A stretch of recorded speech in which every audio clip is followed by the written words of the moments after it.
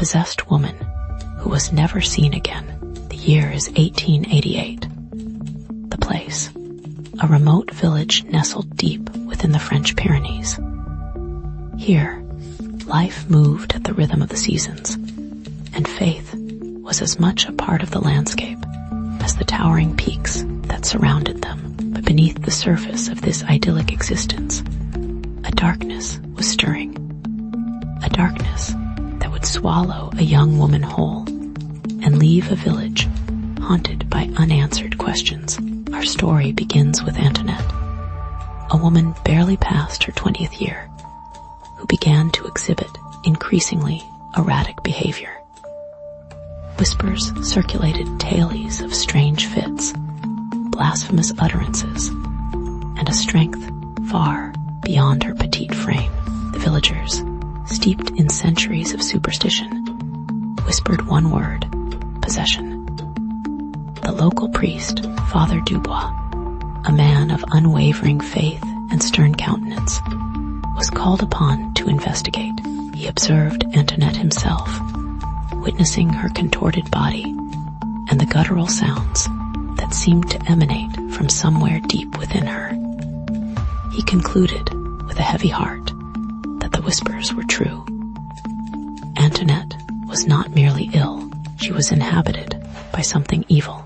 A formal exorcism was deemed necessary, a ritual that hadn't been performed in the region for generations.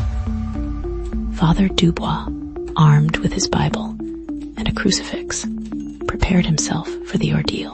He was a man of God, but even his resolve was tested by the sheer intensity of the supposed demonic presence within Antoinette. The exorcism was to take place within the confines of the village church, a stone edifice that had stood for centuries, a silent witness to the joys and sorrows of the community. The air crackled with anticipation and fear.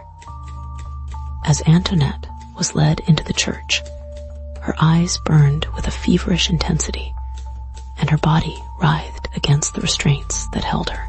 The villagers huddled outside, their rosaries clutched tightly in their hands, their prayers a desperate plea for deliverance.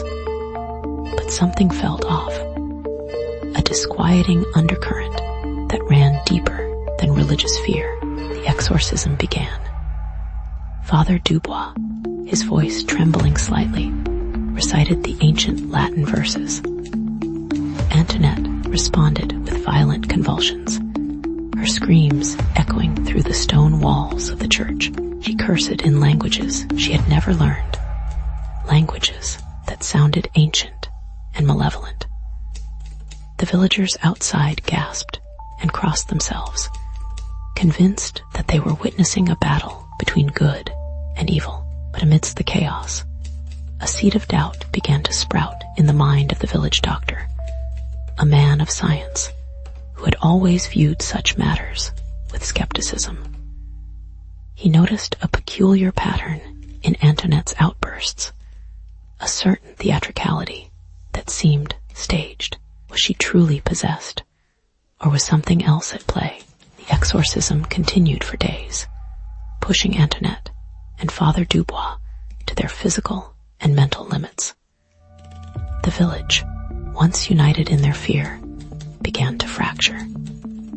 Some believed in the power of the exorcism, convinced that Antoinette was slowly being cleansed of the evil that plagued her. Others whispered doubts, questioning Father Dubois' methods, and wondering if there was a more earthly explanation for Antoinette's suffering.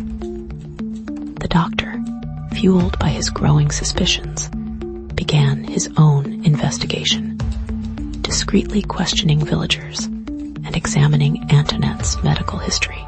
He discovered that Antoinette had suffered from bouts of hysteria in the past, often triggered by moments of extreme stress or emotional trauma.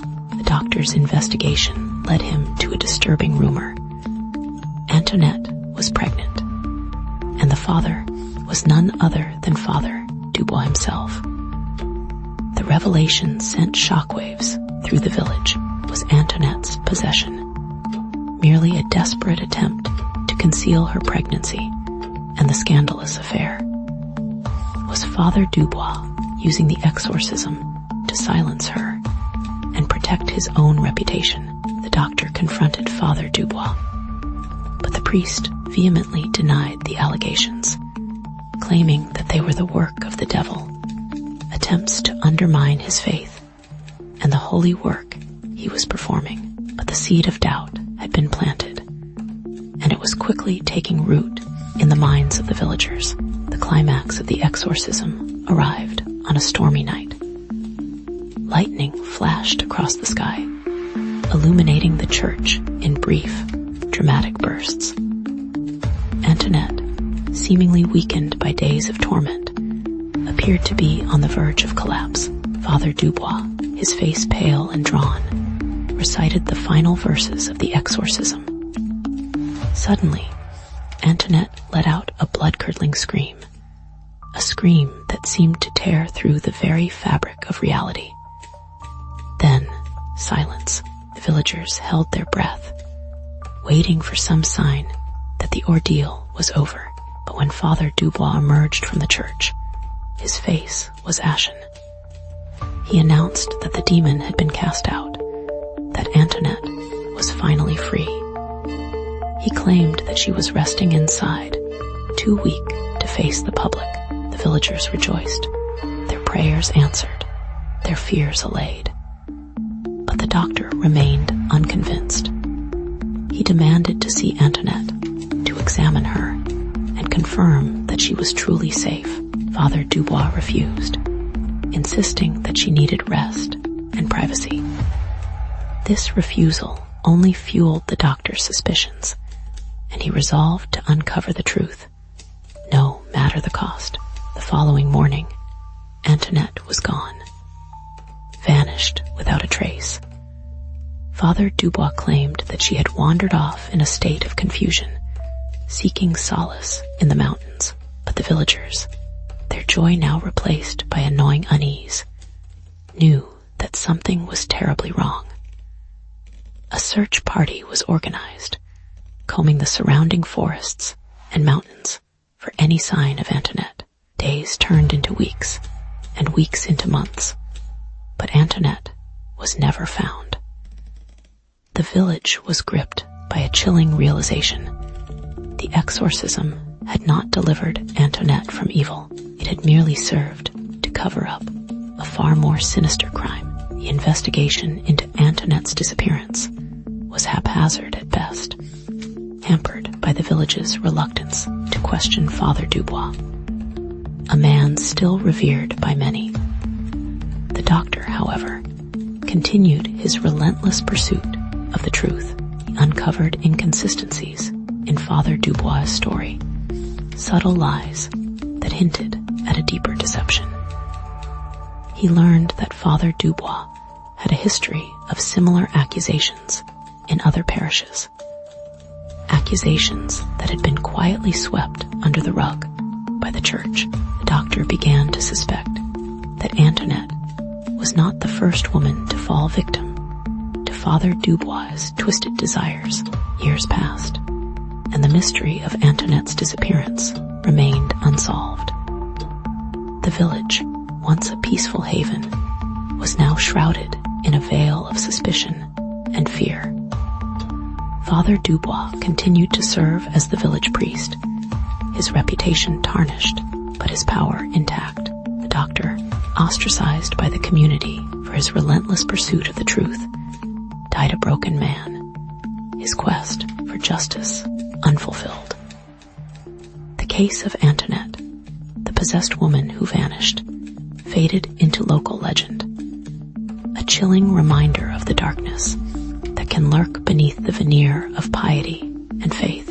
Decades later, a team of historians stumbled upon a hidden chamber beneath the village church during a renovation project.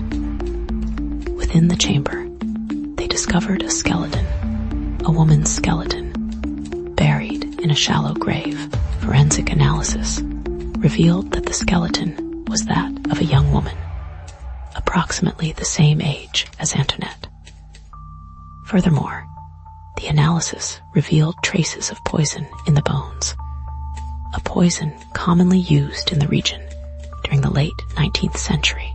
The discovery sent shockwaves through the historical community, reigniting interest in the long-forgotten case of Antoinette.